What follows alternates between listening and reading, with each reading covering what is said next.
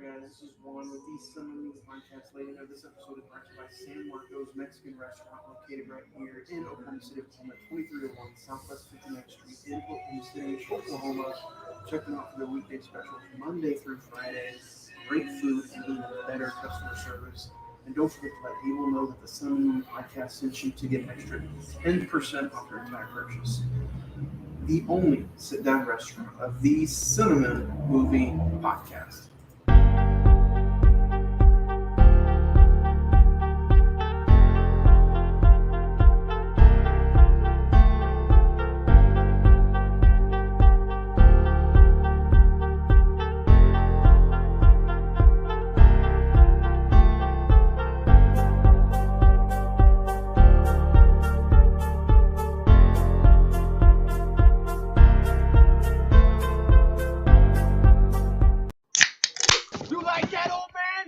A piece of me? Do I feel lucky?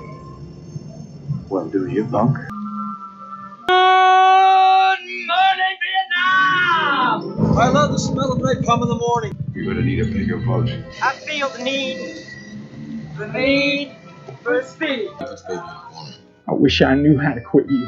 Love means never having to say you're sorry. You do? You'll shoot your eye out, kid. Johnny. Happy we're not talking about the movie on Monday, except for Sunday afternoon. So that's what we're talking about. There it is again, everything, everywhere, all at once. So, Craig, what about you? What about me? Yeah, I was busy yesterday. Had a let me tell you, it's a normal thing for me.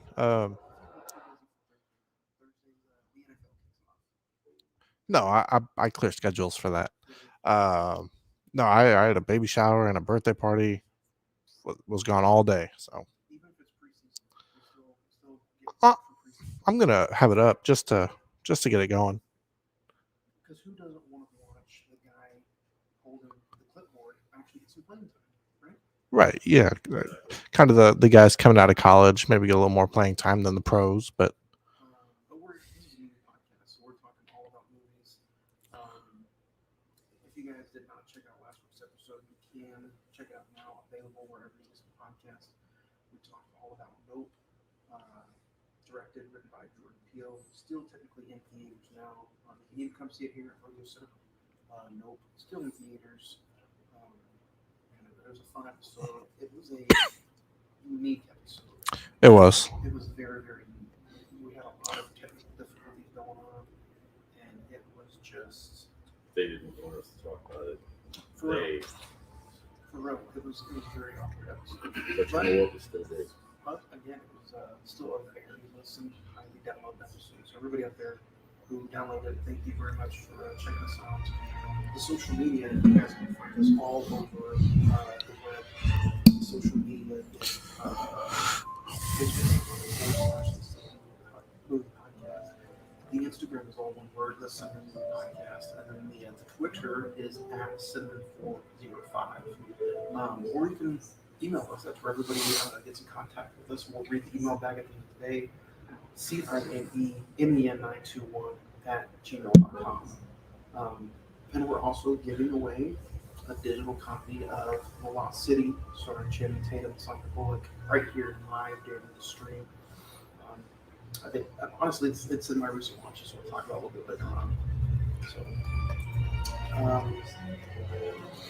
you guys can also find us on the Prescribed Films Network. Just go to www.prescribedfilms.com. You can check us out there. A lot of other great movie podcasts as well. Attack of the Killer Podcast, Movie Defenders. If you're into listening to all the kinds of podcasts, go ahead and check them out. Thank you guys for coming. So, thank you guys. Have a good day. I also wanted to bring up some movie news that we're going to get ready to get into. But that, speaking of Rodeo Cinema, you always like telling everybody where we're at every single Monday. Let everybody know where we're at again today. Isn't that my job? The tree episode. Yeah, we're here live here at Rodeo Cinema, 2221 Exchange Avenue, Oklahoma City, Oklahoma. They're currently showing Nope, And next week, for our next episode, Marcel, Michelle, where she, you can check it out right here at Rodeo Cinema. It's called the CINE-MEN Movie Podcast Session. You've already seen it, Zach. Is I did. there a quick Tarantino movie? It's more of a Christopher Nolan. Oh, okay. Marcel Michelle with a gap. Like, That's, wait, what? that's what I thought the shows were. Oh my God, What happened? the shells. Do you have a mouth? Do you have a mouth? What are you drinking? Well, I am trying the new watermelon OKC soda flavor. Again, like Johnny said, we have a bunch. And if you can swing your camera over, we have a bunch. Come by, come try some, grab a can or two, come check out. I think Nope is what's playing today. Man, it's come by, just say hi. We have school supplies, we have soda. Come check out the venue. Sit down, talk to us, maybe be a little special guest if you've seen Everything Everywhere All at Once. Oh, yeah, if you're like, Frank, you've seen it 4 times in 24 hours. And now I'm talking about it. But I want to jump into one of these movies. Even though it's only been less than a week, it feels like it's been forever since I've talked to anybody. Ben Affleck is officially putting the cape back on, and he's going to be in a few scenes in Aquaman 2. He's officially now he's played Batman the most times on big screen TV movies. How do you guys feel about that? Ben Affleck coming back one last time? Like they say one last time, but we'll see. I would definitely take Batfleck over what's her face. So yeah, What's her face? you know. Pattinson? No. Oh, your favorite. Oh. Pattinson, no. Leave it That there. one, yeah. We're talking about Batman. Leave it to him to bring up Amber. I mean, he's in Aquaman, so maybe they've replaced her with him in a few scenes. I'll take that. You know. The King of the Water, Aquaman. Actually, let's put Batman in that scene. That's cool. Actually, just redo the whole movie and just put Ben Affleck in there. We don't even need Jason Momoa because let's face it, Aquaman 1 was terrible. Aquabat? Yeah, Aquabat. We don't need Jason Momoa. We don't need Aquaman. Like, come on. Let's just try it. We never did get a Ben Affleck solo Batman film. But he's portrayed it the most times. Trash. I also wanted to bring this up. We're talking about it today. Everything, Everywhere, All at Once is now A24's highest grossing movie of all time. It just hit $100 million this past weekend. I was about to say a mil. $100 million is the highest grossing A24 movie. So Pretty legit. we'll bring it up. We're going to do it later.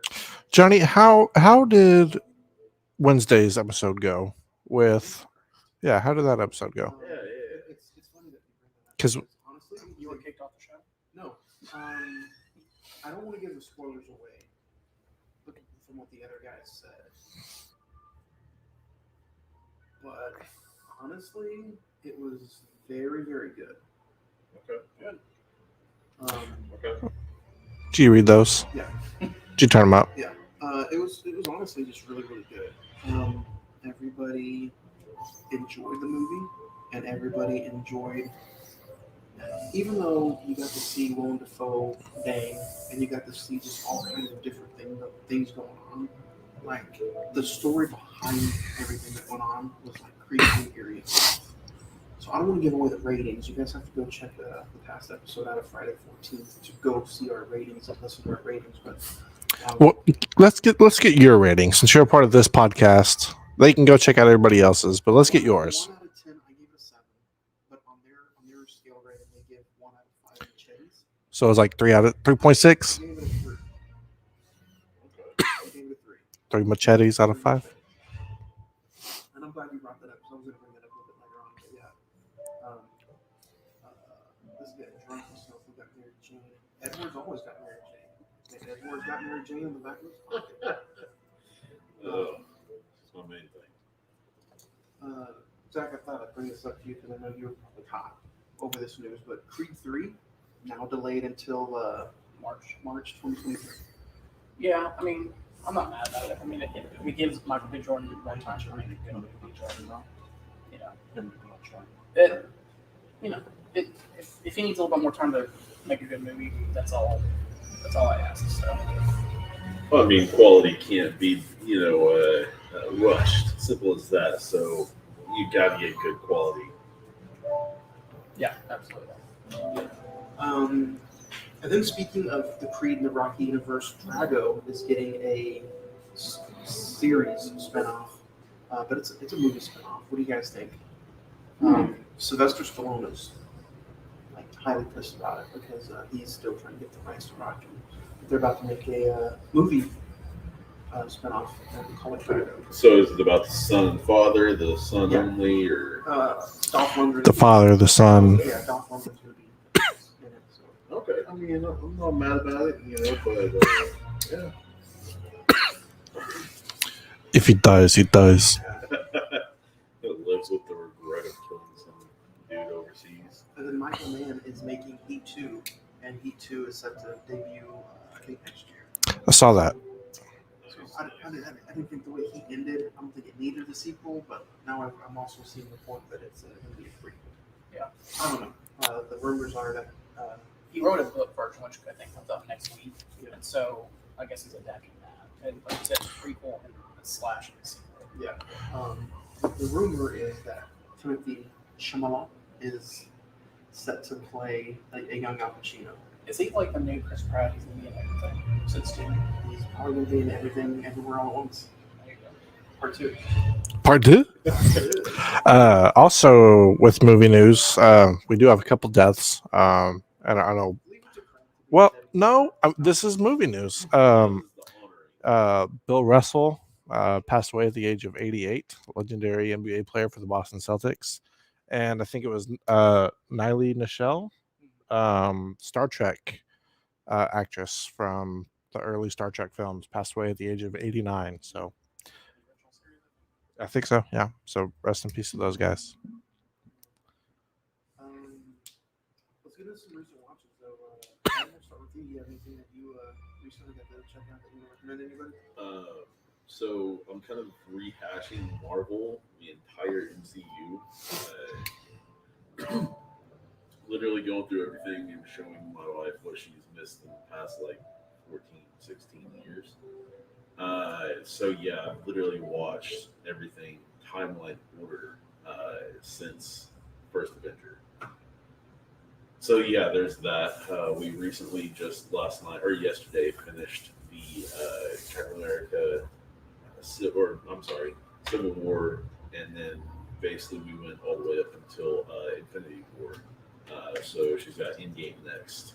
So yeah, there's that, as well as Everything, Everywhere, All at Once. So yeah, that's been my week. Zach, what about you? Check anything fun out this week? But like everyone here, Everything Everywhere All at Once, and actually went and saw a movie for next week. Marcel Shell Wear Shoes. That'll be an interesting conversation. It's more. I think this is the most lighthearted of an A24 film, so it'll be an interesting conversation. Were any tears shed? No. Damn it. Bloodshed. Yeah. Bloodshed. Marcel the Shell with the gap. I mean, Johnny thinks there's going to be a chance of an ending, so who knows? I saw A24 on it. I was like, A24 is like a kid movie? I was like, Yeah. I was like, it's PG, but gosh, the end credit scene is going to be like. His mom dies or something like Bambi. That's Marcellus Walker. What about you? Everything Everywhere All at Once. The first time, Everything Everywhere All at Once. The second time, Everywhere. No, I did watch it like 3 times, but not on purpose. I forgot we were watching it here today. And then, man, my mind is blank. I rewatched Blade 2 and prep for Tuesday's episode. So I'm joining Franco with the Fanboys podcast. I think so. Yeah. And we're going to do Blade 2 recording Tuesday. I'm not sure exactly when it drops. But I'll say this. It has me really excited for Mahershala Ali's Blade. Is this the one No, this is the one where like the vampires and him are working together to get the other people. It's been a few years yeah. since I watched Did you go back and rewatch the first one? I didn't. I need to. I need to. But That's a good thing. Sometimes like especially doing yeah, podcasts. I remember the sequel though. The Blade 2 and Blade 3 have kind of been ones that I've not watched a lot of. But The only thing I remember about Blade 3 is Triple H. Ryan Reynolds Oh, okay. and Jessica Biel. Yeah. I mean, either one would have been fine. But yeah, I think as long as they stay true to the roots for Blade, I think Mahershala Ali is going to kill it, and it's going to be another $1 billion movie because just the foundation of Blade is there. They just have to use it correctly.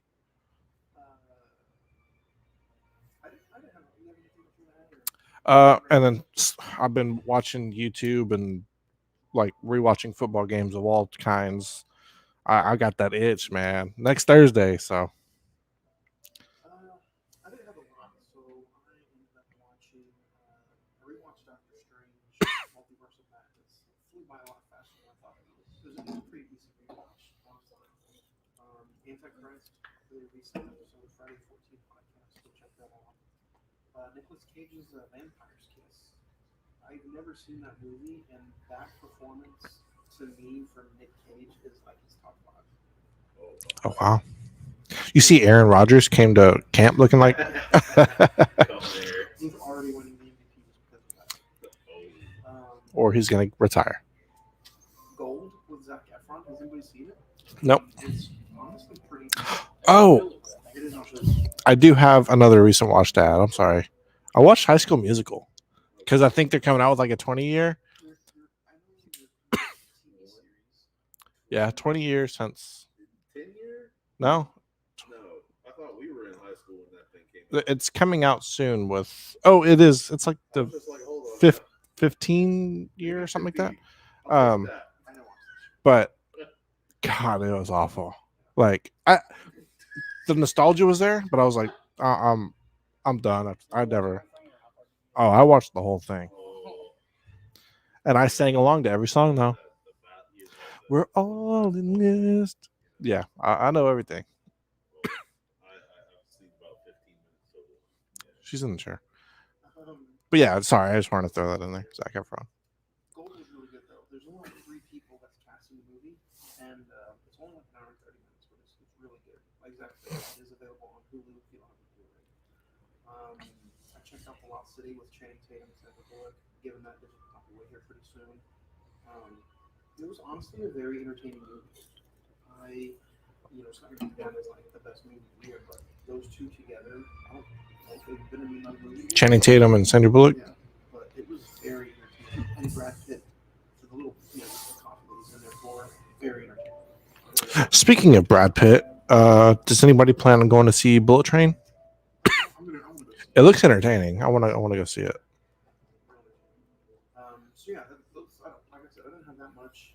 Then I watched Everything Everywhere All at Once for today's episode. So very entertaining flick. And we'll dig into a little bit later. But if you guys want to go find your own Blu-rays that you can play with, open, and put in your DVD and Blu-ray player, go check out our friends over at CDR Electronics, 1604 West I-240 Service Road, right here in Oklahoma City, Oklahoma. CDR Electronics serves the OKC metro area for the best value for your electronics. They have tablets, iPhones, cell phones, video games, movies, Apple products, whatever you need. Go check them out. Again, 1604 West I-240 Service Road, right here in Oklahoma City, Oklahoma. Let them know that the CINE-MEN Movie Podcast sent you. There's a fun place to go get all of the Blu-ray. That's where I go get most of them. Oh no! Almost gave it away.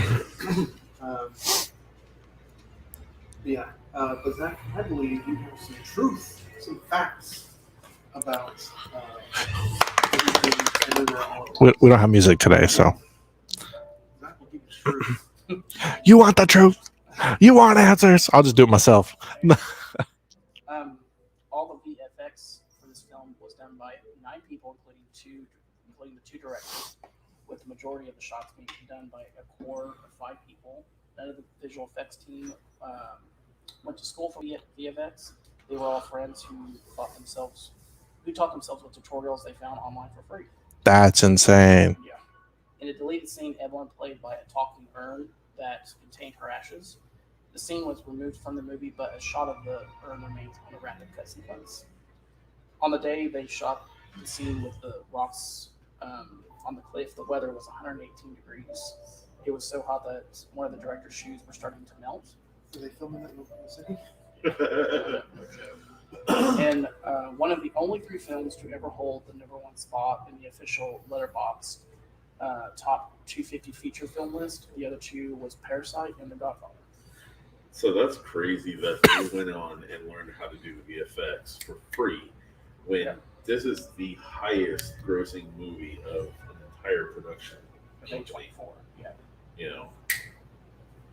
Jack, what does that have to do with it, though? I just think that's impressive that, literally some of the stuff that, other people have spent millions and millions and millions on.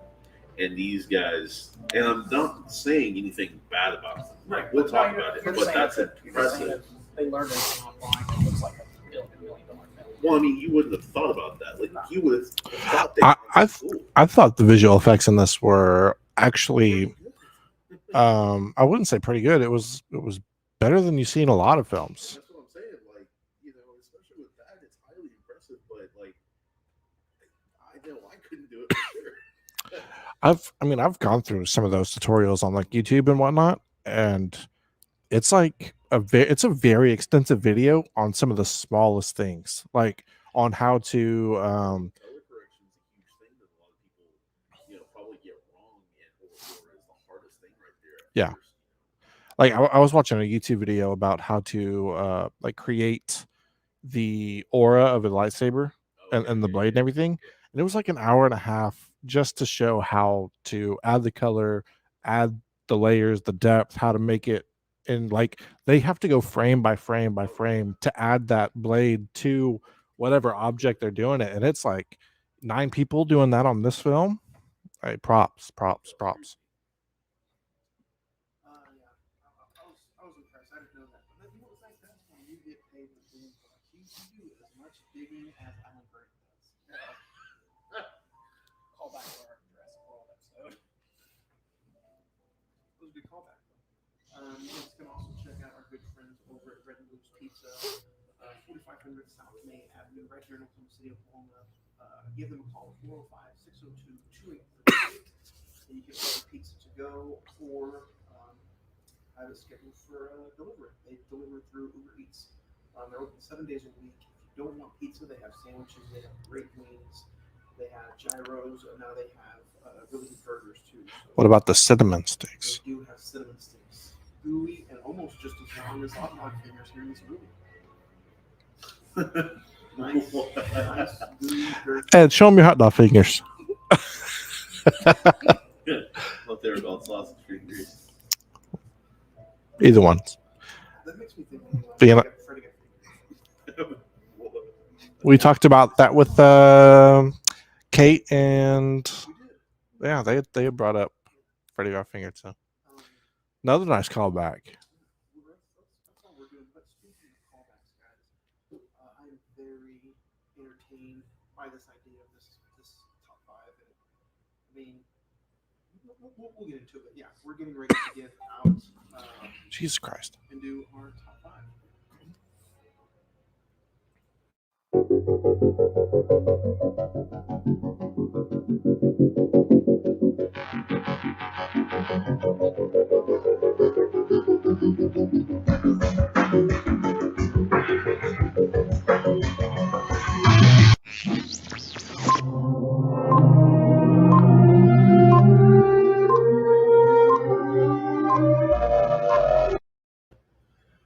All right, guys, we are here, and I wanted to bring this up because this idea hit me very, very last minute. But we're talking our top 5 A24 queens. I like that term. Talking about top 5 A24 queens, aka our top 5 A24 female characters. What did you guys think when that was announced? Like, fun top 5? Do you think it'd be hard to put together? Kind of a harder list to put together, especially depending on how many A24 movies we have or haven't seen, for that matter. I know we've seen at least a handful here at the podcast, but we're also getting a lot of emails asking about our top 5 A24 movies. Period. I know we've done that either. I think it was 2 years ago. We've done it 2 years ago. But we are going to do that again. We're going to rank our top 5 A24 movies at the end of August during our X episode. I think that should be a fun top 5 to put together. But before we get into the top 5, I think it's time to give away the Lost City. Oh, give her away already. No, they're going to listen to our top 5 first. After the top 5, you guys will get the Lost City giveaway. Sorry about that, folks. My bad. We'll see. Yeah. It's like that kid in class that brings up the homework. Ed, you were that kid. I'm never. I kept my trap shut. But no, let's get into anybody have any honorable mentions? No. I have a few I'm going to get on. Craig. Ava from Ex Machina. Star from American Honey. And then my official honorable mention is going to be no, just those two. My bad. If I had an official honorable mention, it'd be Ava from Ex Machina. Ed, you look so excited. Let's start off with you. So I did their real names. The actresses' names? We're doing characters. It was sent out in the group chat. Top 5. You said top 5 female females. characters. You said queens, Queens. So that's like either one. Well, I'm sure Ed, you also have the name of what movie they played. I'll go first then. I've got this. Julia Fox played Julie in Uncut Gems, for that matter. I thought her performance was really good. I liked how she interacted with the entire cast, mainly Adam Sandler. But yeah, I thought that was very nice. Number 5 for you, Zach? Number 5 is the movie we're talking about today, Evelyn, played by Michelle Yeoh. We'll talk about her in a little bit. Number 5 for me is going to be a movie that I just recently checked out with Nick over at Friday the 14th podcast. It's going to be Thomason from The Witch, played by Anna Taylor-Joy. I think her as an actress, I think she's just outstanding. But I think in this movie, she really does take hold as a main A24 character. I think, honestly, if you do, and that's how I rated mine, is like by putting the top 5 A24 female characters. Like, when I think of an A24 movie, who automatically comes to mind? And you can't really think of The Witch unless you think of Thomason. So her career is like skyrocketed so much since she did that. Yeah. I think she did a tremendous job, and I'm excited to see what she does in the future. But number 5 is Thomason, played by Anna Taylor-Joy. Craig, number 5. Number 5 for me is going to be Frances McDormand from The Tragedy of Macbeth. Edward, number 4 for you. Number 4 for me, I'm going to go ahead and throw Elsie Fisher from 8th grade, who played Kayla in there. Man, I didn't know what to expect from Abraham, loved his work and all that good stuff as a comedian. And this is a whole other aspect of him, as well as I think you don't pull this off very well unless she understands how to interpret it. So yeah, I mean, Elsie Fisher, I think, added wonderfully to his work and did a very good job of herself. So yeah. Is that number 4 for you? That's my number 4 as well. Hey. Kayla, played by Elsie Fisher in 8th grade. I agree with everything you just said, Ed, but I think the heart of it is he was able to recapture or show what an 8th grade kid goes through in today's world. What some Always trying to be on top of social media, get likes, and they do want to fit in, but at the same time they want to be a normal. So I think I was on the episode with you guys. You guys did that, but it was just incredibly well done, and I mean she really deserved a lot of praise for that performance. Number 4 for me is going to be Daniel, played by Florence Pugh from Midsummer. You talk about somebody who just skyrocketed after that performance, but just character in general. Danny is Midsummer. She is the entire 2 hours and 20 minutes of that movie. Just from the performances, from opening act all the way to the end. I don't think anybody in an A24 movie, and all these movies for me are 9s and 10s. And I don't know how they would have played without her. And the character Danny was, an amazing character to like for, obviously, probably, but Florence Pugh just knocked it out of the park.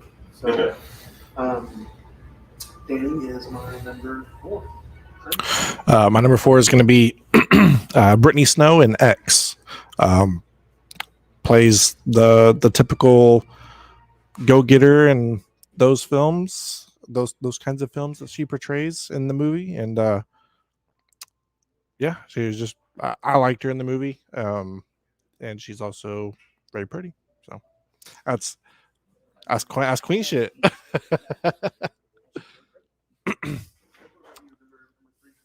Number 3, I'm going to go ahead and put Nicole Kidman in this spot, who played Anna Murphy in Killing of a Sacred Deer. Nicole Kidman wasn't 100% sure, how she'd do with the A24 movie. She's done good in others. So yeah, she does not fail to deliver in this. You just need to go see that movie. It's very strange in some aspects, but I mean, overall, it's a very, very good film, I think, and it's got a lot of great meanings behind it. So yeah. Number 3 for you? Number 3, a movie that really caught me by surprise, and we were working on the one when this came out. At Ex Machina, Lacey Vikander, who plays Ava. That was really a fun episode. I think all of us really thoroughly enjoyed that film, and I think her performance in that, it tricks you, because there are moments where you really think she is human and not like an android or a artificial intelligence, and talk about someone else who's really, since doing that film, her career skyrocketed as well. So I'm always interested. Yeah, very eerie, and Oscar Isaac and Brendan Gleeson's in it as well. And I mean, Oscar Isaac, you look at what he's doing now too, for that matter, compared to back then. That was the same year. Like Ex Machina and Force Awakens came out the same year, so he had like a killer 2015. But I mean, Alicia Vikander, she makes that movie, and if she wasn't in it, I don't think it would be as strong as it is. So, and I mean, she kind of had to do a double role for that matter, in the robotic aspect as well as a human-ish, kind of thing. So yeah. Number 3 for me, I'm going to butcher her name probably, but is it Cersei Ronan from Lady Bird? Oh, Cersei Ronan. Cersei Ronan, yeah. Cersei. But her playing Lady Bird in this movie, self-titled Lady Bird, is, I want to see her in more roles just like that. I want to see her in like something where she can just like stick out. The scenes between her and Laurie Metcalf going back and forth, so much fun. I think she's another one of those, like, she is on that Mount Rushmore of A24 females. And when I think of her, when I see Lady Bird, it's the first thing I think of. So I think she's done multiple A24 movies. I think she has too. Yeah. I have to go back and probably like. Speaking of Timothée Chalamet, who was also in it. She is A24. What a performance! If you haven't seen it, go check it out. He is in that, isn't he? Yeah. Timothée Chalamet, yeah. So, Lady Bird, number 3 for me. Craig, number 3 for me. I'm going to go Michelle Yeoh in the movie that we're talking about today. She fits the movie very well. She fits, she's able to do the role of, just see the movie and you'll know what I'm talking about. So that's my number 3. Number 2 and 1 can be kind of flipped at any point for that matter. Both of these women that I'm going to mention here in a bit do very, very wonderful in my idea. They're the best that I've seen here. breaking up the scripture today. He's breaking up his words. If Zach has, that's fine. Ed has for that matter. For that matter. Hey, There you go. but number 2 for me is Florence Pugh. Same thing, Danny in Midsummer. She does wonderful. I mean, honestly, you get so many different emotions as well as just like a roller coaster of what she experiences is what you experience for that matter. And there's an entirely different character from beginning to end. So yeah, you just need to go see that. That is one of the best ones in my opinion. So yeah. Zach, number 2 for you. I'm gonna agree with that. 1 and 2 can really be sort of what I'm thinking about. But as of right now, number 2 is Annie Graham, who played like Tony Collette in Hereditary. Just a haunting performance by her. I mean, there are so many times in this movie where you're just like, you feel sorry for her, but by the end of the film, you're just like, oh my god, what is going on? In typical A24 fashion. There's a scene in particular, I don't want to spoil the movie, but her reaction to something that happens in the film is just definitely terrifying. I mean, truly. It's just like, I can't really talk about it without spoiling the movie, so I'd say go check it out, and her performance is just like, all the rest of these actresses, very deserving of praise and accolades. So number 2 is Hereditary. Number 2 for me, you guys have already mentioned her, is going to be Kayla Dave, played by Elsie Fisher. Just a tremendous character. The way it was written for her was perfect, and her performance by Miss Fisher was just amazing. So, like I said, Zach and Ed did justice from talking about her. We did a whole episode about the movie, so go check it out. Very, very fun episode and a very, very good one. So, number 2 for me is Kayla from 8th grade. Ed, number 2 for you? Yeah. Craig? You better recognize. Number 2 for me is going to be Florence Pugh from Midsummer. Just eerily one of the weirdest movies I had seen up to that point in time. Then I was introduced to the rest of A24. Yeah. But I mean, just like, you want to talk about queen shit, like going from that and then to Marvel, and she's going to be heavy in Marvel. Speaking of A24, Craig, we're not only doing these every single Monday, but we're also doing bonus episodes on Thursday about A24. The movie you selected was Highlight, Robert Pattinson. I'm curious, how or why? This was a very strange A24 Films movie too. How did you come across Highlight with Robert Pattinson? I searched A24 movies and I saw Robert Pattinson. I'm gonna keep it simple. That's really the only. I was like, oh, it looks good. I'm interested because that movie is definitely out there. So I think it's going to be a fun conversation. Zach, we might as well talk about yours too. First Cow. Yep. Thoughts behind it? It's the first cow. It's one of those where it was one of the first movies that I saw in 2020, and the pandemic happened, and it kind of stuck with me for the rest of the year. So Nice. Ed, I think yours is still up for grabs. You're still trying to choose one, or? Yeah, Yep. still going through and kind of. I want to try the one that maybe you'll be surprised, and maybe you haven't seen yet, but that's going to be a very hard thing. So we'll see. I have a lot I haven't seen. Exactly. Oh, okay. you have the Gotcha. entire catalog. So Yeah, come to the library, Ed, and pick out a movie that I've seen. I'll take a check out. Yeah, for sure. Number 1 for you though. Who's your favorite A24 female character? Man, when I think of this one in particular, I just like A24 for some reason, and I don't think she's been in a ton of them. It's just for some reason she's always popped out in the A24.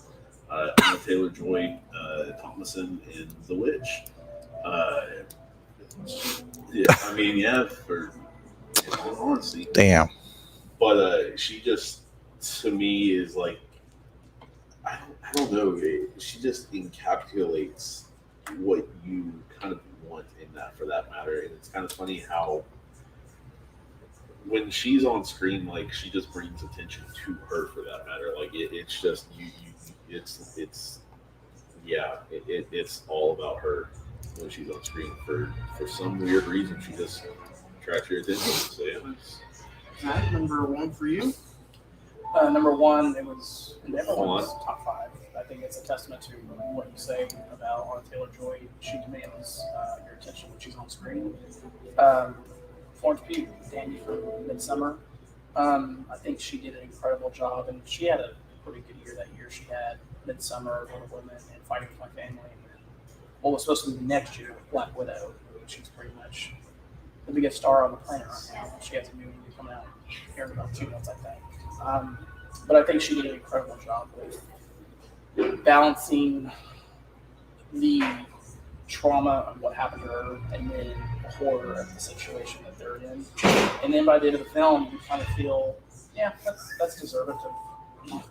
She deserves everything that happened to her in a good way. To be the maid queen. Basically. Yeah, like you said, Greg, it's one of the weirdest movies I think I've ever seen, but up until that point. Yeah.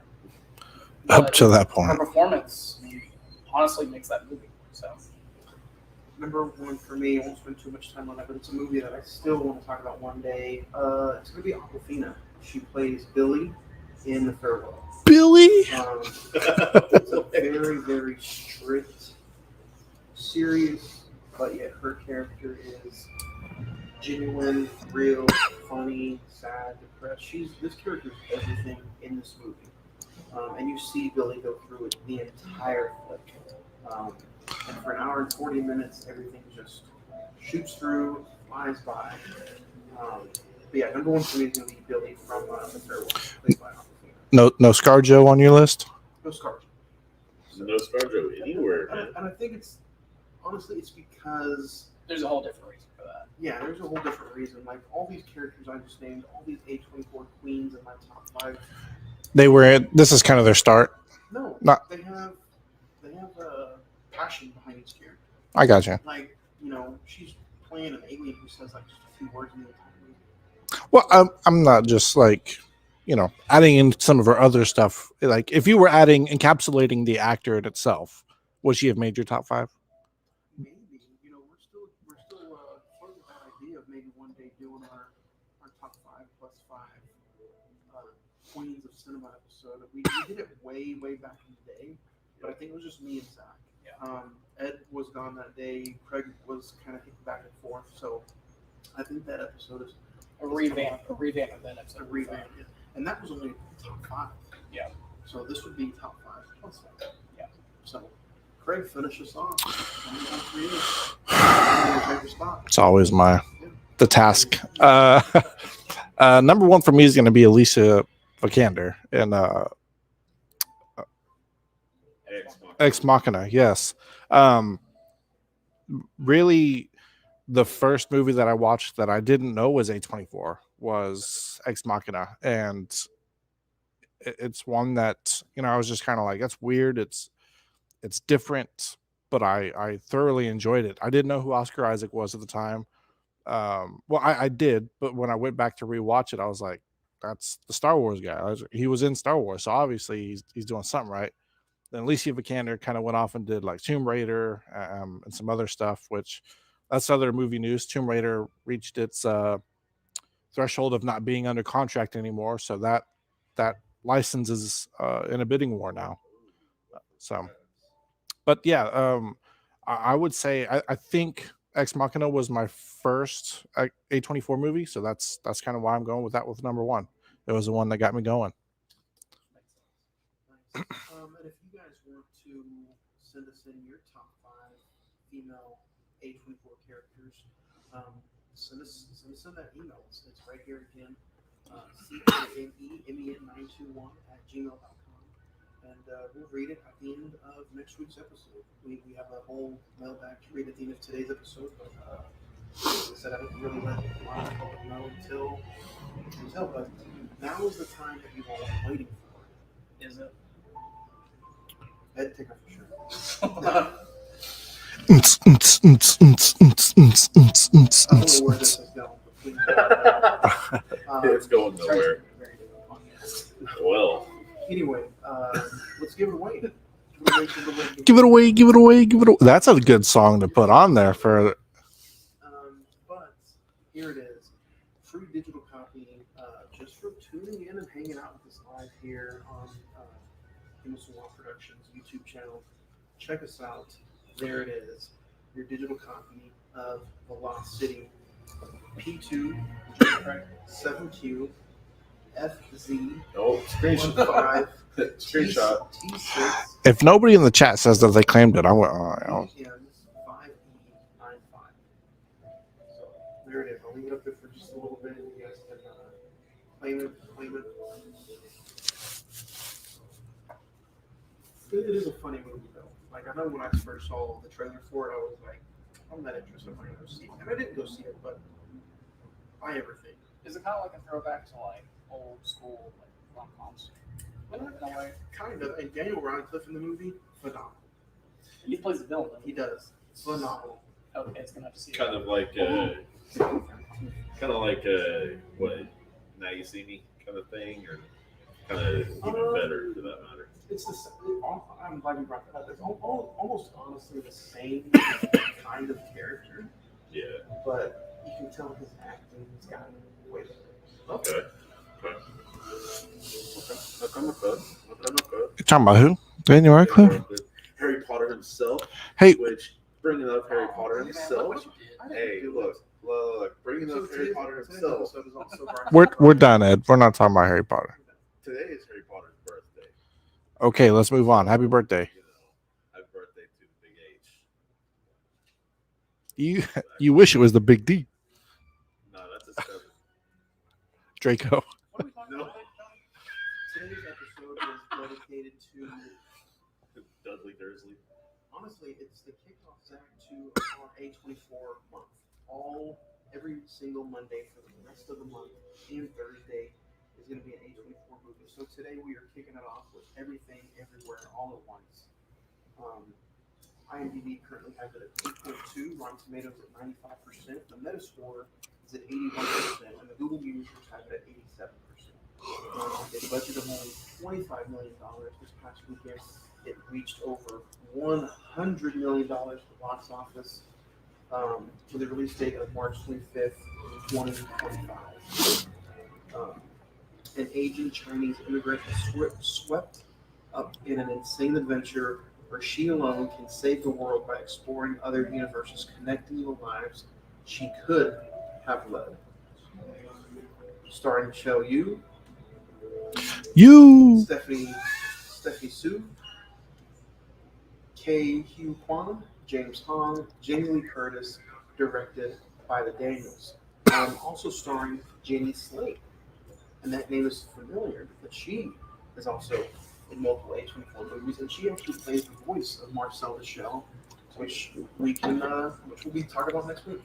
So I have a quick question for y'all on with Everything Everywhere All at Once. No. So I'd seen it in the theater yesterday. Okay, so maybe I'm late on that. Did any of y'all have the Daniels give like a little speech before the movie started? Like the Tom Cruise thing before Maverick? Kind of, yeah, actually. It's only if you go see it in the movie, that it's not if you go watch it at home. He knows wherever you are.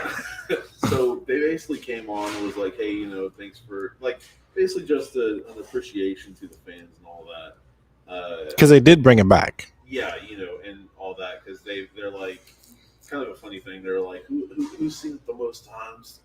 Yell out your number, how many times you've seen it, and it's just kind of like, okay, it's a little weird, a little awkward, but Ed was the only guy in the theater. He's like, never seen it. But I did think it was kind of cool that they came up and were trying to interact with fans and all that, send a little message out, no matter how general it was. So speaking of the directors, we will lead into director talk. Daniel Kwan, who has directed Swiss Army Man, and then Daniel Schindler, I think I'm pronouncing it right. He also directed Death to Dick Long, and he helped direct Swiss Army Man. So they both have directed some A24 movies in the past, but they come together to collaborate this one-of-a-kind A24 movie. So with that being said, Zach, we'll start with you. Is this the first time you've seen it for this episode, or did you see it before? And what was it like revisiting for this podcast? This is my this is my first time watch. Only watch for this film. I heard this is definitely one of those movies that the buzz of it was just everywhere. Like, I don't know, have you seen everything everywhere all at once? I was like, no, I haven't. I really tried to, be like Ed and go see the theater because I kind of wanted that theater experience, but I just ran out of time. It's a film that, on the first time watch, it's an interesting watch. You kind of want to know more about it, but then, unless it's correct, you've seen it 3 times already. I know everything there is to know. At the end of the day, honestly, and we'll get into it. I don't know if I'd rewatch it again. So, Ed, short and sweet. Was this your first time that you've checked it out for the podcast? You've only seen it once. What was it like? Well, with the show we did behind us twice now. Very strange. Didn't know anything about it except for its title, and I had seen the poster. That was it. I had no idea what we were going into, so there's that. So, yeah, we'll elaborate. Before we get on to Craig's opinion, I just want to say that I've seen this just twice. Rather technically, like I said, if you count the point here today, 3. But the reason I thought this would be a fun, unique movie to kick off our A24 month year 2 is just the command of the popularity that it gained this year. No other A24 movie, not even Midsommar, had gained so much popularity in just a few short months. So after I watched it, I was like, this would make for a great subject matter to talk about because of how strange and how out there it is. And then, even 5 weeks ago, whenever I announced that this was going to be the movie that kicked it off, like, even then it was A24's finest grossing movie, so I'm like, why not kick us off with season 2 of, year 2 of A24. So, Fred, what about you? What was it like the first time you seen it? Yes. I've seen it 3 times. This is the 3rd time.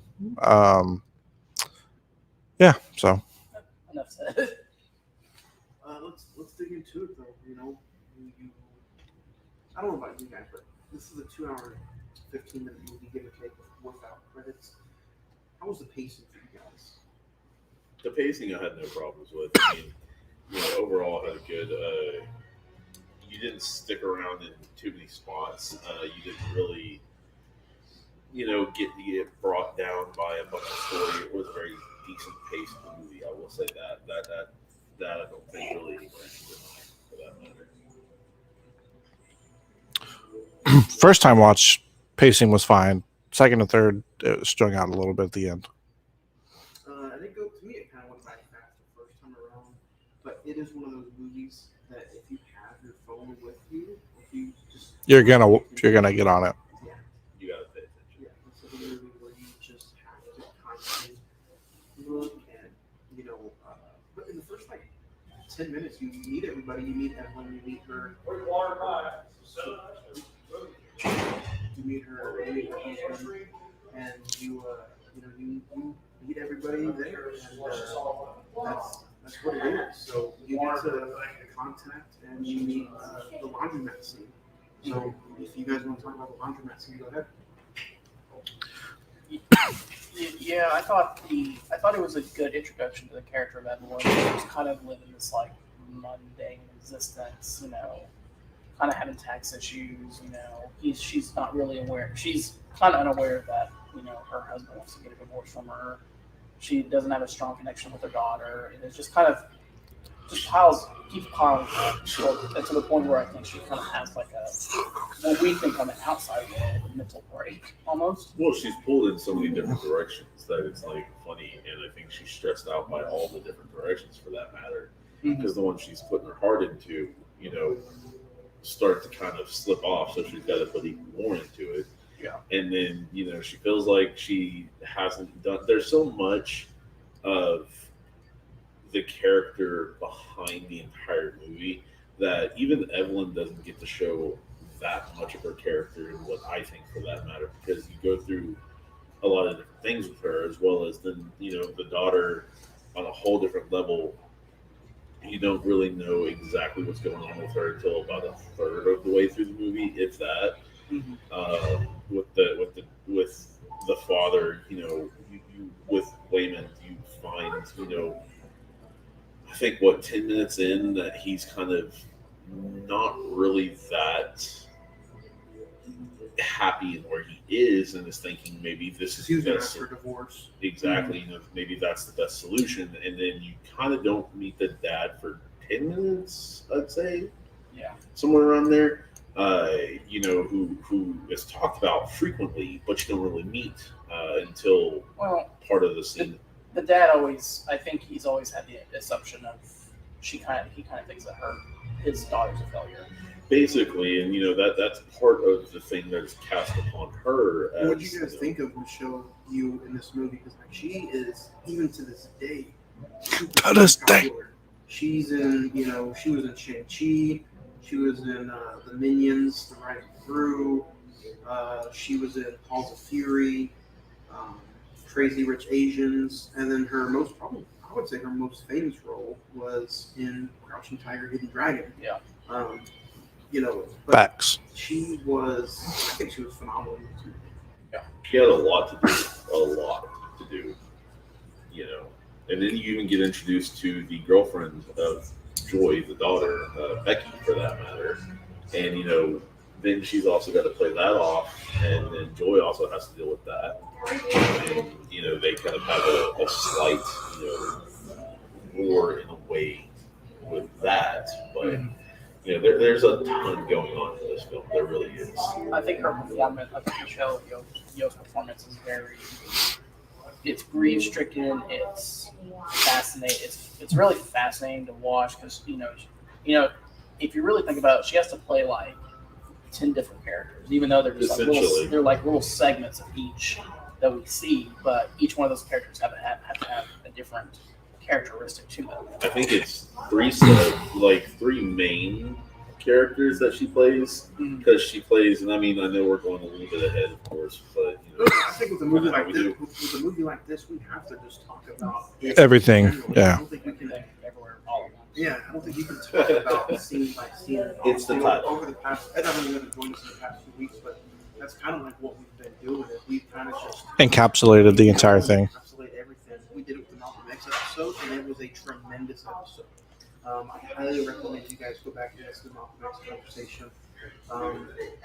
But at least here with this, what would you guys put the capstone on with this storyline?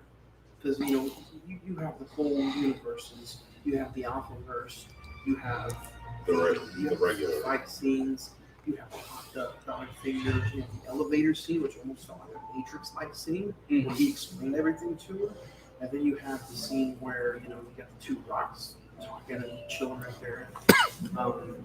Just as this movie as a whole, Craig, we'll start with you. You're a huge Marvel fan. You're a huge, comic book fan. What did you think about this? Did you feel like there was any kind of like lingo in between? Like, did this feel like an A24 trying to do a comic book universe movie? No, I just think they took. Because this came out. It's definitely not a superhero.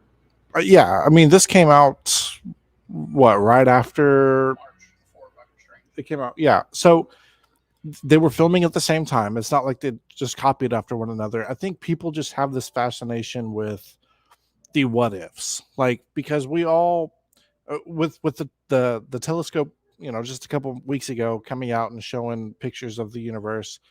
I think we all just kind of agree,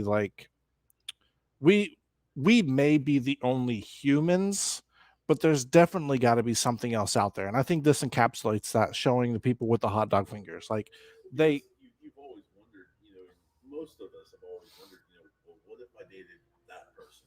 Or what if I was driving right. that? What if I did that for a career instead of this? Or, man, if I had taken that and just did this. And I know that's a very broad, general, specific. But it's the idea of if you. It's the penultimate choices. Yeah, and it's also this movie does a really good job of showing the idea of if Michelle Yeoh as a young kid decided to go in this direction or that direction. She'd be a chef. She'd be a famous actress. She'd be an opera singer. She wouldn't have gotten attacked in the alley and become. That huge part is, did you leave home? Well, for her in this, did you leave home to go and pursue a life with Wayman? Or did you stay home and stay with your father and stay with your family and then not happen? Or, even if you did go with Wayman, or did you decide to have a kid? Right. It's the universe. Does everybody love Wayman? But How yeah. long were you holding that? But I mean, it well, we'll see later, Greg. But literally in one of them, she's a kung fu master that is kind of, Did anyone get Kill Bill vibes from that? the pinky kung fu. not really. I mean, Very big Kill Bill vibes. Yeah. I will say, okay, so Ed, you were probably.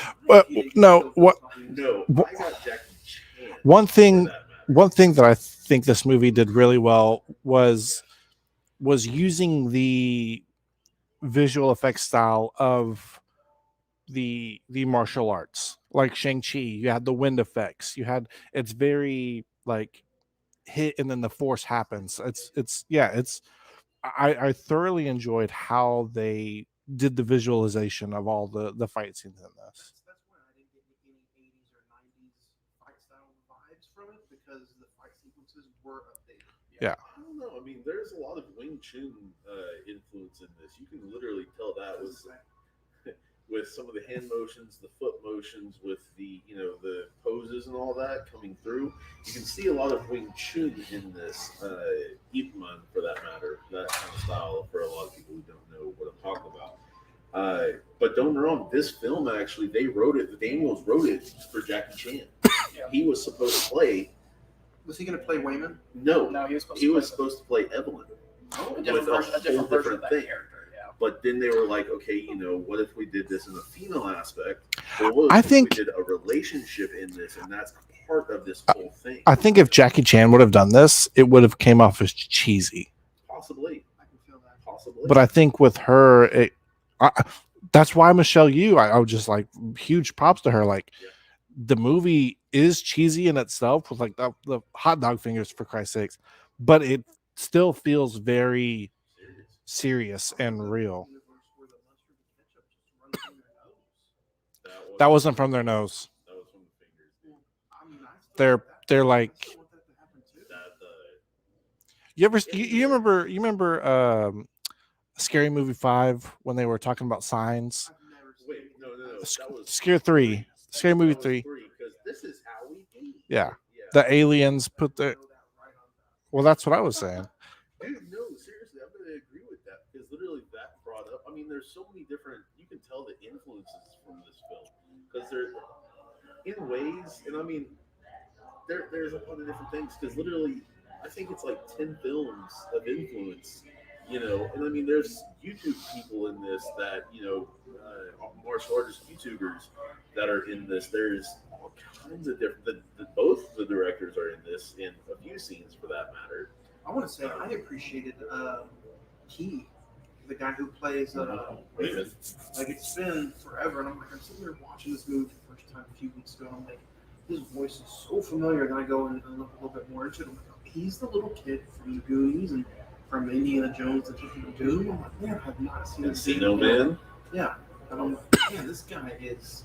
It felt good, and his voice has not changed. No.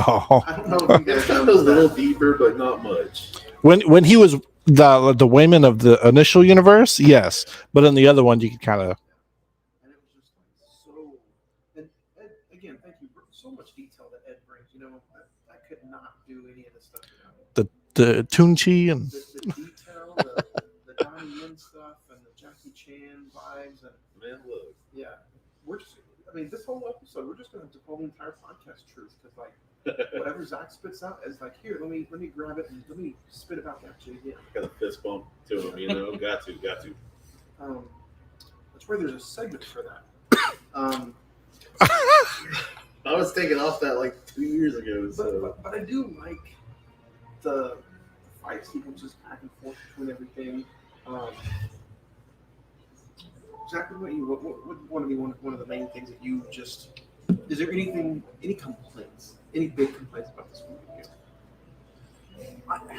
I think the only complaint I would have about this movie is that because you know kind of like the story and how it all like unwinds as you watch it. There's not a lot of. I think if you go back and watch it, you can catch some of the details that lead to certain things, but it doesn't have that appeal of. Well, I'm going to watch this because I haven't seen it forever. Like I know how it goes, and it's not. Everybody was super excited to see this movie. Mhm. But honestly, if it wasn't for the podcast, do you guys think you would went out to try to watch it? Yeah, because a friend of mine highly recommended it. Yeah, it'd be one of those. Not you. I gotta watch it, just, because it's just a 2020 film. I mean, I heard all the buzz about it. You recommend a lot of films, but specifically another friend. You didn't even mention the episode of Bear in recent watches. You told me that you watched the first episode of Bear, and you said it was. I did. Good. Yeah, I watched the first 3. He did say you went to Yeah. No, it's coming back now, and I started The Old Man. A little Hulu binge. Bear was. I didn't watch all of them, so I watched the first 3. Very high on language, so I put the old headphones on, let my daughter sit with me, and watch the little YouTube. So, but I don't know his actual name, but the main guy, the chef, from Shameless, nailed it. I think that is a very good role for him. Since that show came out viral, people were saying he would play a great Gene Wilder if there was ever a Gene Wilder biopic. Yes, 100%. Yes, that would be But it's one of those shows where, like you said, if you're not grasping the first episode, which is only 20 minutes, you're not going to enjoy it. And from the get-go, I'm like, okay, this is the scene where the pills fall in the Kool-Aid or whatever, and all the kids are falling out, and he's like, hey man, sorry, we got a little bit of a situation. And the dude's like, the owner of the party was like, hey, I dig it, keep going. I was just like, yo, all right, it's funny. So, but yeah, and the old man, Joe, first episode, but Jeff Bridges is, even after cancer and kind of dealing with that, I think, does he still have it, or is he still dealing with it? I think he's in Remission. and had COVID on top of that. Still a badass. Like, Jeff Bridges is kind of underrated in my opinion, but I love everything that he's in. So We'll start with if somebody came to you and said, hey, would you recommend, a new A24 movie? Would you try to recommend this to anybody, or would you honestly stay away from this if you're introducing somebody to A24? To be honest, without going, if you're excluding Midsummer and Hereditary and all the true A24 films, I would recommend this. I mean, think about that, Zach. Think about everything in this movie. I mean, there's a lot of A24 vibes in this. Right. But, there's a few people I would not recommend this to, specifically for the butt plug trophy and the fight scene with the dude having the trophy up. Is I would just say the experience of watching, just kind of just going, seeing what the story is, just kind of seeing how it evolves throughout. I would kind of Rakakuni, yeah. I would kind of argue that and say that I would not recommend this for a first A24 film, only because this has. I feel like this is a layered A24 film. And it's complex, layered. I feel like it's layered. Like, it doesn't give off 100% A24 vibes. Like, it gives off a deeper A24 thing, I think. Yes, where people, if they don't know what A24 is, you wouldn't understand it. Yeah, because literally, when we have had A24 vibes segments or little questions for that matter, it's kind of a thing that usually means artistic, slightly strange, with a bit of meaning behind it all. Most people are going to be like, well, what the fuck's the deal with the bagel? Right. With all the universes, they're just trying to copy Right, Marvel. right. And, with the bullet stopping, that's just a copy of. Okay, yes, it is kind of a take and combine, but at the same time, you can see the influence. I don't think it's a take and combine. Well, no, I'm saying. Well, no, he's talking about like the Matrix with the bullet Well, stopping. I'm talking about you can see the influences for that matter. You can see, where some of them were like, dude, that, because literally, oh god, there's so many different things in here that's dropped for that name dropped or line dropped or with the Ratatouille, Ratatouille, very easy, very When they're right across. when they're in the van, they're trying to get her to go to different universes. I got like a Ready Player One. Yeah. There's that. That's not like an issue. No. I just so what I think what he's trying to get at is like if you want to introduce somebody to A24, give them the Lighthouse. Like it's black and white, it's dark, it's gritty. You have the one feeling the entire way. Yes. Whereas this, like people who give this movie a bad rating, like not a bad rating, but like a shitty rating, it's like, why is there a bagel? Why is there hot dog fingers? Why is there this? Why is there that? Why is Jamie Lee Curtis stapling the circle on her forehead? Right. Right. That's another thing.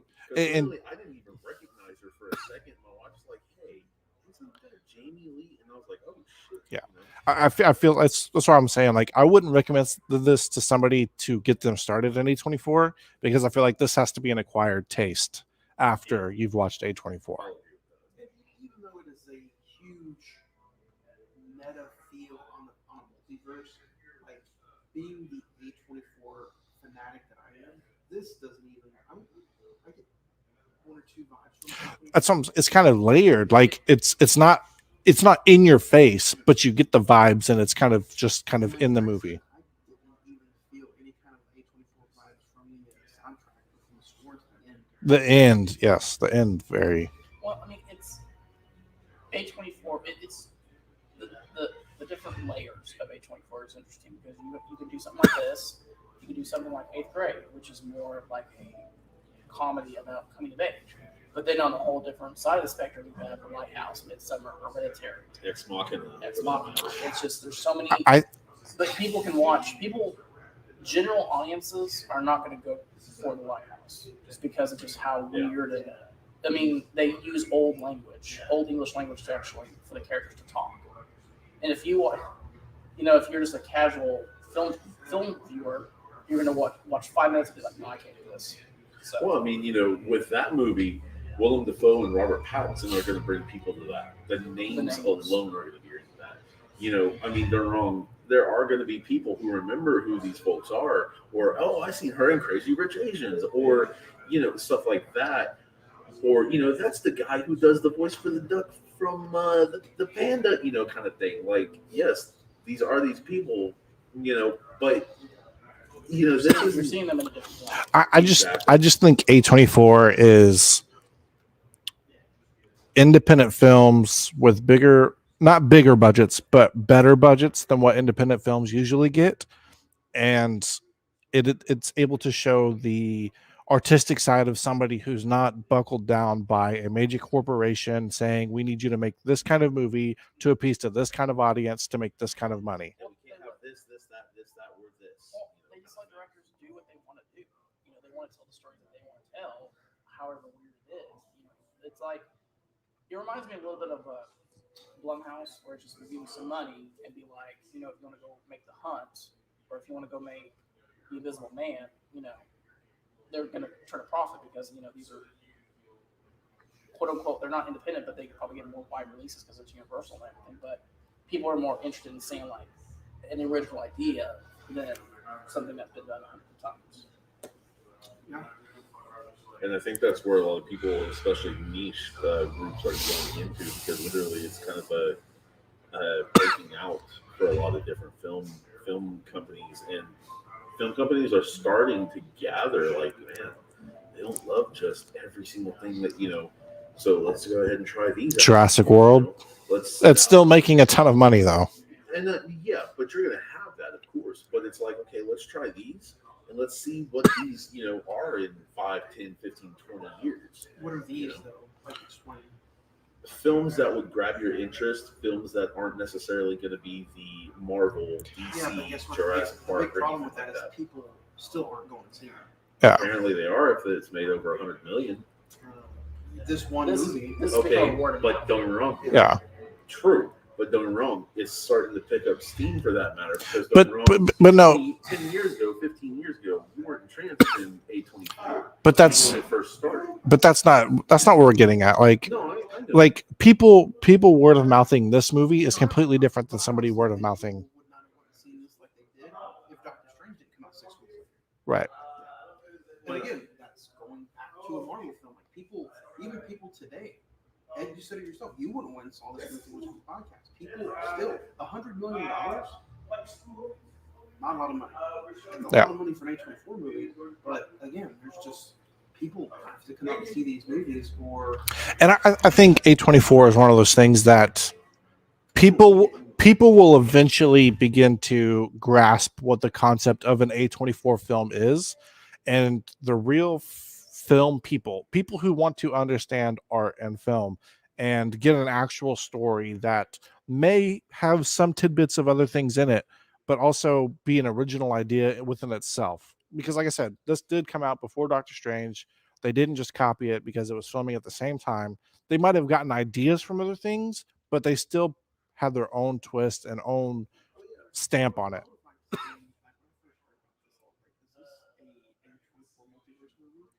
not in that. Florence Pugh coming in. Right. That's what I kind of originally thought was it going back and forth between different kinds of multiverses and not. But I mean, having influences from other movies is not a bad thing. No. As long as you aren't, I don't know why you keep bringing that up though. Like horror movies do it all the time. Because I'm saying that's a good thing. If you spin it in the right way, you do it right. It's a good thing. And obviously, this movie, Right, but it 100 sounds like, million, you're defending it. Like, I I know mean, there's people out there that complain about movies like that are why is it What- to do with that? I don't want to copy and paste. I want you see something that gives you your own idea. That's fine. Yeah. same production company. But X did it. We'll talk about X. Yeah. X, they didn't copy and paste it, but they took so many So different much. horror vibes, all different kinds of horror movies, influences, and stuck it into a movie. And there is a lot of people like, when Ed sits there and I agree with him, he's defending it, but it just I don't think people should use that as I don't like this movie because it feels like This movie. Yeah.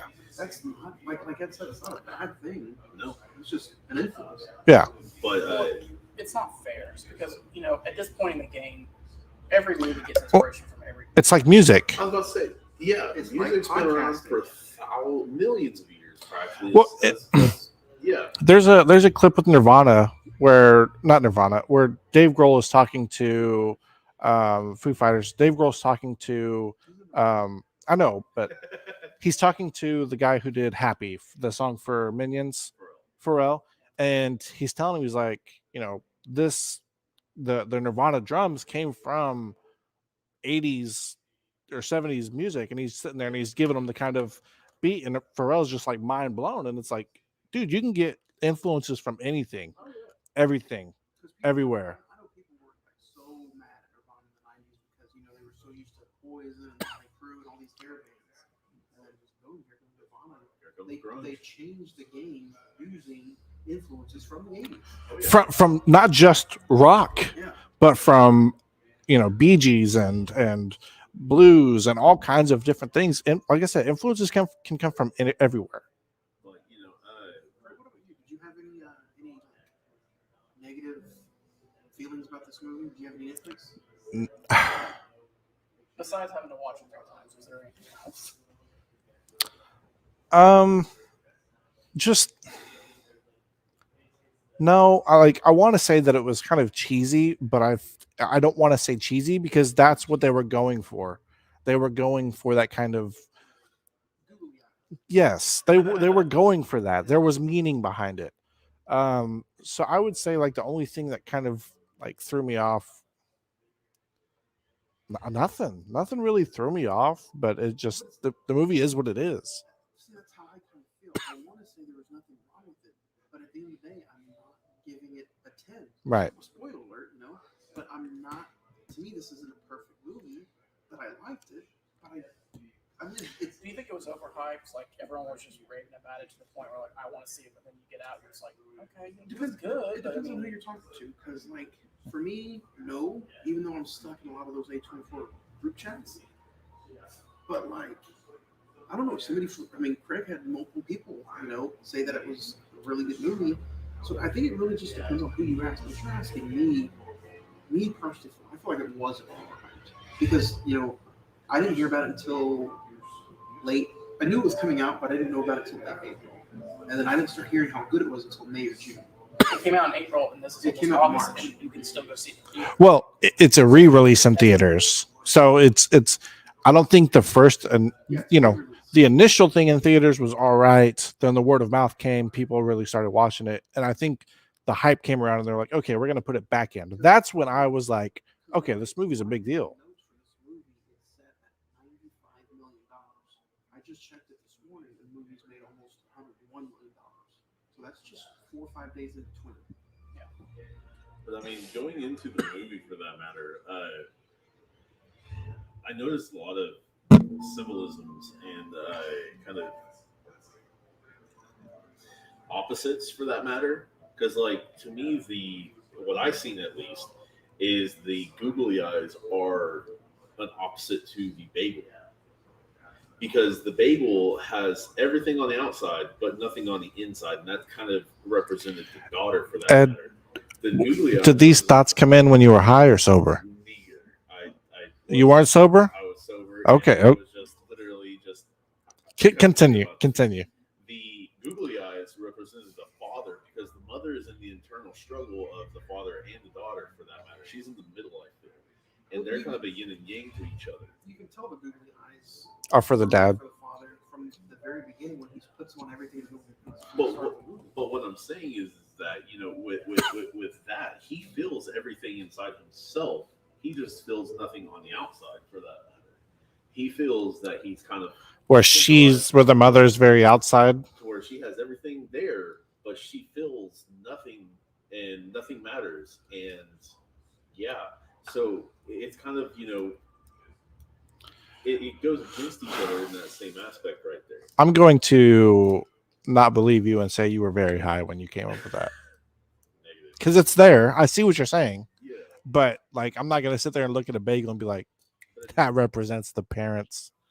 I'm saying it represents just the father. Or does it represent the family? I don't think so, dude. Because there's a hole in the family, everything's on the outside, it's very doughy. No, I'm just kidding. No. I mean, honestly, because literally he's feeling alone. He's feeling nothing that, like he is cast aside. This is all it is. There's so many circles in this entire film that it's not even funny. The entire laundromat. I mean, I know this is kind of whatever with washers and dryers. It's pretty much everybody's. But I mean, they're all circle? Washers and dryers, all circles. They all. Like, she could have. Have you seen Chuck and Larry? Like a circle.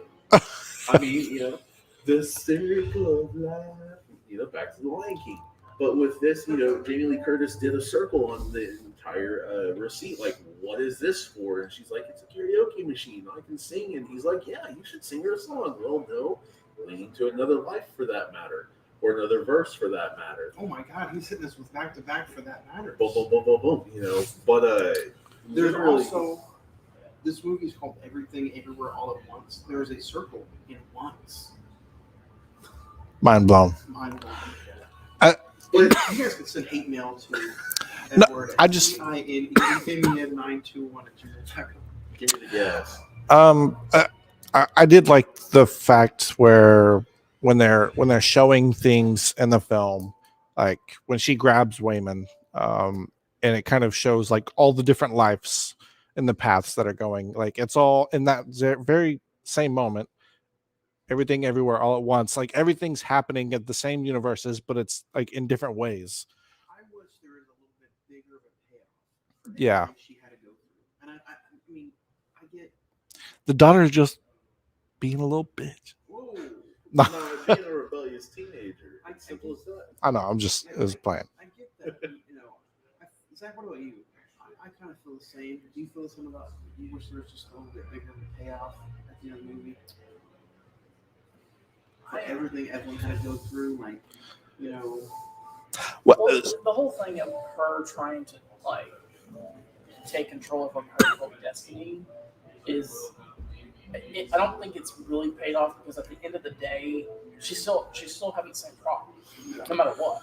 I mean, if she would have said, "Okay, I now have control of the entire multiverse of my life," and say, "I can change the tax issues, I can change my marriage, I can change the relationship with my daughter," it doesn't. At the end of the day, I think the relationship between the mother and the daughter is paid off because I think that's what the whole film is basically about. Yeah. it's about family. It's a very complicated and complex film about the relationship Family. between a daughter and a mother. Yeah. And Well- kind of like what I said earlier. And on top of that, like I do think two of those points were actually kind of not fully like Wasn't fleshed out. but the relationship between the mother and daughter becomes a lot better. The relationship between the mother and father becomes a lot better. He was even kind of like, you know what, I don't think divorce is a good thing. He's like, it was a thought. I actually gone and got this and did this and all But that. it's- I'm because it was a good thing. He should have signed the papers. And his own secretary. But it's But both of them realized they're at that point because of each other. They're at that point with each other for that matter. And at the same time, But it's also a realization of the characters that maybe we made a mistake. Well, we've known each other since little kids, elementary basically. and now we've gone through this entire life experience, and now we're at a so-called "quote unquote" life crisis, and we're just like, maybe I Well, did mess up. I think one of the big things about this movie and what it tells is like, yes, you can be in a bad point in your life, but it just takes the right choices to kind of get out of it. You're sometimes you're in your own way of why things are the way that they are. The mother is very judgmental of the daughter, and if she just changed her ways and was a little more open and told the daughter certain things a different way, everything would be fine. You would have a better family. You would get everybody on the same page. And I think that's just one of the main things and main stories of this movie is like, just take a breath of where you are in life, realize what's going on, and you can just make an understanding that your choices all have, you can change your choices and for the better or for the worst. And I think that's what this movie is basically about, is just in a multiversal fashion. Exactly. Zach, do you have go ahead. I think all of us can agree this is a very visual style film in filmmaking. I really do appreciate the use of different aspect ratios when they're kind of jumping from different multiverses, and the use of like the shattered glass, which Yes. like is able to time or verse jump, is what they call it, in order to like have like they can like insert powers into your brain in order to like get out of different situations.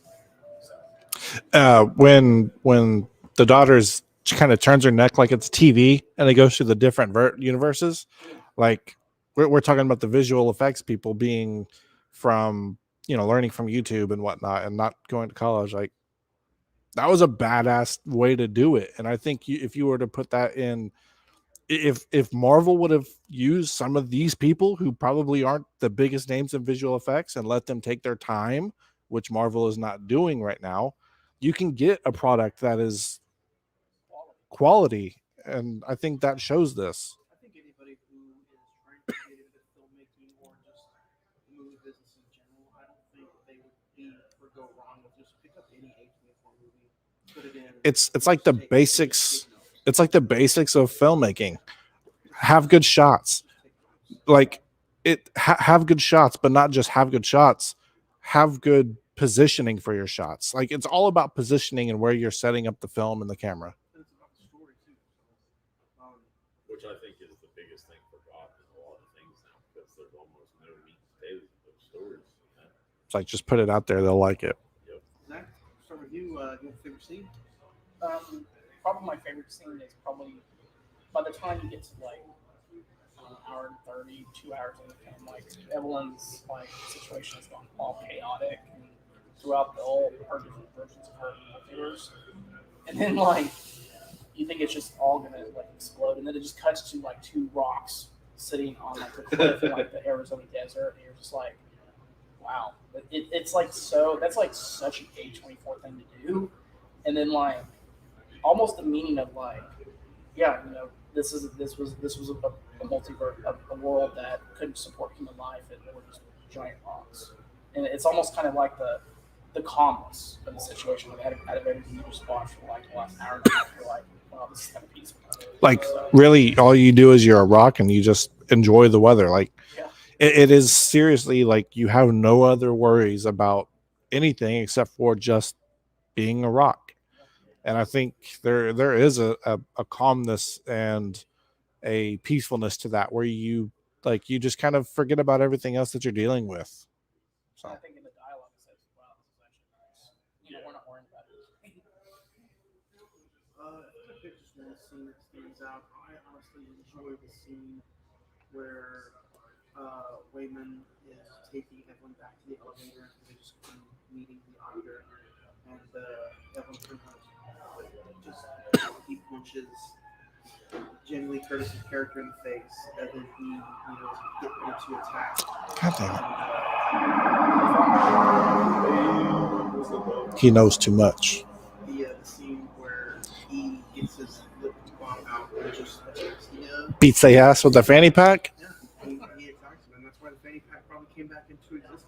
And that to me is like, if you're a film fan, if you get to that scene, you can't go along with it. Then I don't think you understand A24. You know, or you just don't understand film. Yeah. Yeah, I'm gonna be right there with you. That was my favorite scene, just from the simple fact that they're using. I'm not sure the form, Ed. Maybe you know, but the form of using the momentum of the item to attack. You know, usually it's like a knife at the end of it, back in the Chinese dynasties. But yeah, just the fact that he. I'm gonna let you finish. The fact that he used the fanny pack to do that was hilarious. So that was my favorite scene. I always like to finish off. My favorite scenes, man, had to be the end fight scenes. You know, going from the scene where you think a lot of it's lost and all that to the climax, and you know, she's down. She's going through her burst self, for that matter, and then she starts to fight every single person up the stairwell, for that matter, the stairway or whatever you would call it. You know, and she's like the dude with the neck injury. You know, she touches him and sees, oh, you know, it's this vertebrae, and she cracks him down, and then traces up his chest, and then just does that, and he's like, oh, thanks, or the one of the directors, for that matter, puts a ball gag in his mouth and spanks him. That would be Ed's favorite scene. Different things like that happen, and then she gets the belt and kind of bullwhips and catches the daughter's ankle. I thought his favorite scene. She needs to knock people out with. Dude, that's some of the A24 kind of stuff, man. That's all that is. But yeah, I think that scene right there is a very powerful scene, as well as just like the choreography, fighting while going upstairs. That was pretty cool to me. Nice. Yeah, you guys can share your star ratings with us at CINE-MEN921@gmail.com. I am going to start. I think I'm going to go ahead and give this movie, as it says right now, I'm going to give this movie a 7. 7 out of 10. Just because I do like the idea, I like the originality. The story was great. I do agree with probably everybody here. I think the rewatchability would just be a little unsettling. I'm not sure. Ed, you want to go next? I'm going to agree and concur. I'm going with a 7, sir. This is probably not the movie that I'm going to really just go out of my way to watch again. It was an interesting watch. Well, I would go out of my way to watch it, but I just don't know how the rewatchability would, be. But I mean, so you gave it 6? I said 7.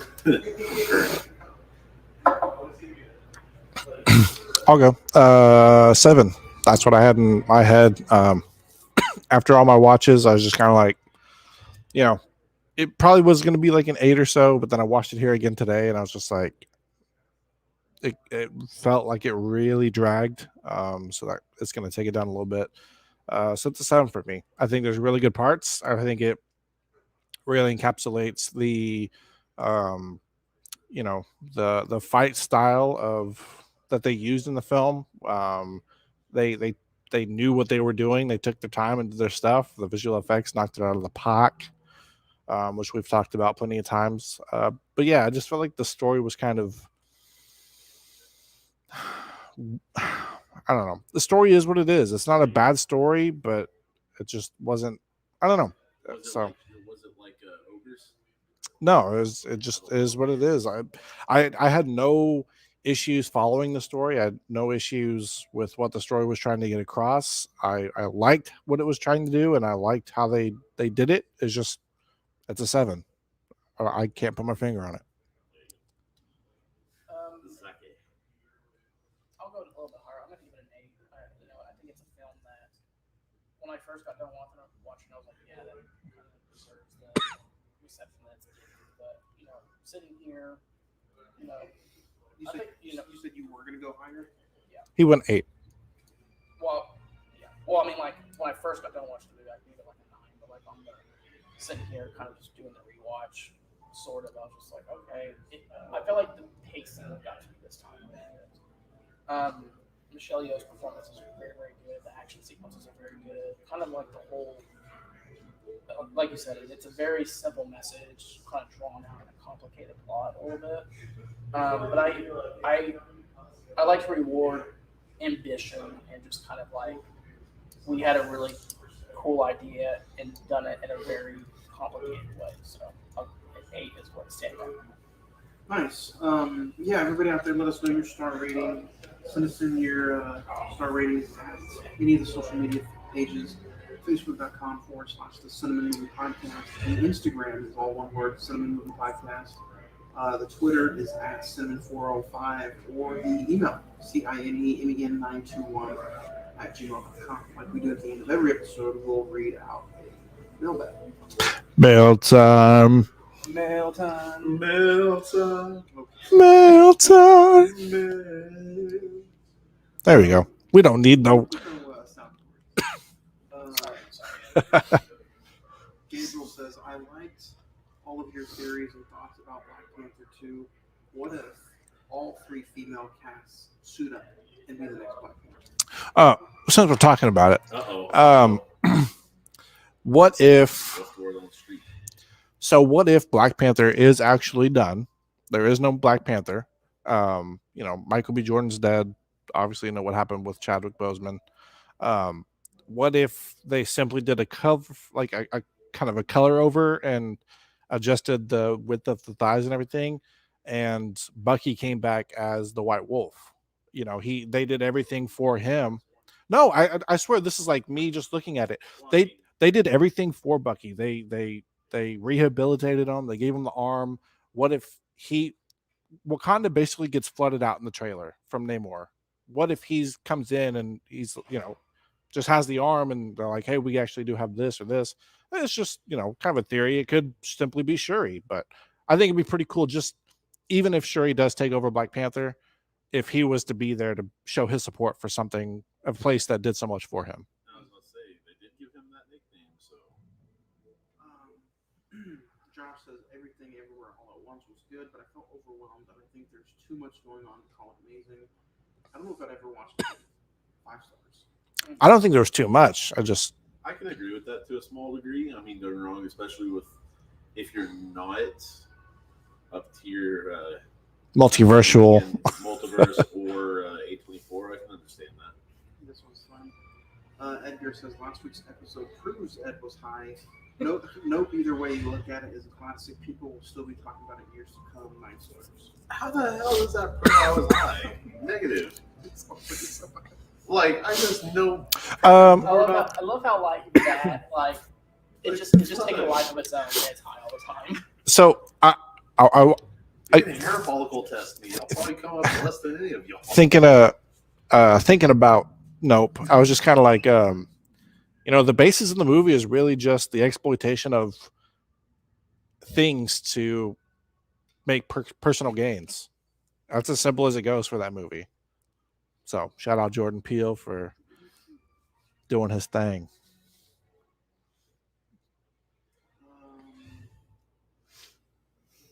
Barry says, first time watch, I don't know what to think. I feel like I like it, but I kind of don't like it. I'm confused. Somebody please help me. Everything all at once gets 6 stars. I think you're right, Johnny. I think this is a film that you either will love it or like it. There's no really in between with that. Or you just don't understand it. Like, love it, like it, don't understand it. I don't think you'll hate it. I just think you'll be like, I don't get it. Jeffrey says, my top 5 alien movies are in this order. 5, Nope. Number 4, Mars Attacks. Number 3, Men in Black. Number 2, Aliens. Number 1, Close Encounters. Sarah 97 says, I love Everything Everywhere All at Once. First time watching. I can't wait to show people my stars. Are you guys like that with any movie? Like, have you seen a movie and you're like, man, the next time I watch that, I want to do something? Like, you guys do that in? I like to show some people those like movies like that. I was gonna make a joke, but Was it no, that came across my mind though. I mean, there's always movies like that where you're like, man, that was really good. I got the message. No, not any of you guys, but I think it is. But in the Friday the 14th episode, I thanked both of those guys. I was like, you know what? Thanks for stepping out of your box and watching a movie that I really think makes people uncomfortable. But I was like, I showed it to those guys. And for some reason, like I felt like it wouldn't have been a fun conversation with you three. I don't know why, but like because I don't get down with that. But with them, yes, they brought up all those issues as well. But I don't know. I don't know if I want to see William Defoe. Yeah. Oh, yeah, sure it is. That's what I say. Just a prosthetic. Just like those prosthetics in the hallway she was beating the hell out of people with. Cobra Chris says, dude, I don't know what to say about this A24 movie. It was weird, but it was good. I think I just need a little bit more weed. 8 stars. Oh, man. Mark says, Nope was great. Better than best movie of the year. 10 stars. Easy there. Easy. Gabriel says, what a great conversation on Friday the 14th. Overall, 10, I give it an 8. Terry says, my top 5 alien movies are in this order. 5, Predator. 4, Cowboys vs. Aliens. 3, Close Encounters of the Third Kind. 2, Men in Black. Number 1, E.T. Okay. Cowboys versus Aliens is that's a unique one. Yeah. Sam G69 says Everything Everywhere All at Once was good, but I don't know if it has any kind of good rewatchability to it. Right now it stands with a 60. Yep. Fair. Try watching it 3 times in 48 hours. But that's, kind of the email back for this week. I'm going to say a little bit more we might try to do some over on Thursdays with some of the bonus episodes. Speaking of bonus episodes, this Thursday you guys can join me and Nick at 8 p.m. as we talk all about The Spectacular Now. Miles Teller, Shailene Woodley. It's a very unique but different kind of A24 movie. I think, I don't know if any of you guys have seen it, but it's a very, very... doesn't feel like an A24 movie. no, it doesn't. So, good or bad, me and Nick are going to talk about a nice little chick flick this Thursday. Called Spectacular Now. Oh, that's Yeah. I thought we were talking about our movie next week. Yeah, that's Marcel. Yeah, next Monday, you're right. Episode 205, August 8th, Marcel the Shell, episode 205. You guys excited? Marcel the Shell? Yeah. We shall see. I'm not gonna lie. I was watching. It's really high praise right now. So when I went and saw Paws of Fury, there was a trailer called don't know what it's called, but there's like a kid who is in a wheelchair, and he's given he requests a support animal, and he's given a monkey. And then they come in and they take them. I cried during the freaking trailer, dude. So maybe we get a little tearjerker on Thursdays if you're doing. Shake your head when I said jerker. Yeah, like we could do a bonus episode about it if it ends up like getting good.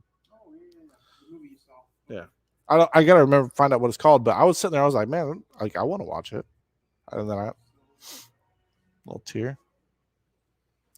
I'm excited. I think this is technically their first PG kids movie. So I am really interested to see what kind of product comes out. It's only like an hour and 20 minutes, I think, right? Not very long at all. You've already seen it, so out of what you've seen, fun conversation next week. Yeah, I think thematically what the movie kind of is trying to do, I think will be an interesting conversation. Is it going to give you a headache like everything all at once? Well, you expect that Tarantino ending. I mean, we know. Spoiler alert, I heard the shell get stepped on at the end of the movie. And you just hear a crack. You'll have to go see it. So. Oh, dude, it's going to be 10 Until next week. Ed, you have anything else you want to say before we go see Marcel the show? Man, keep your mind open and seriously, just go see a few movies that you never would have thought about. So yeah, this is Ed saying I'll see you on the silver screen.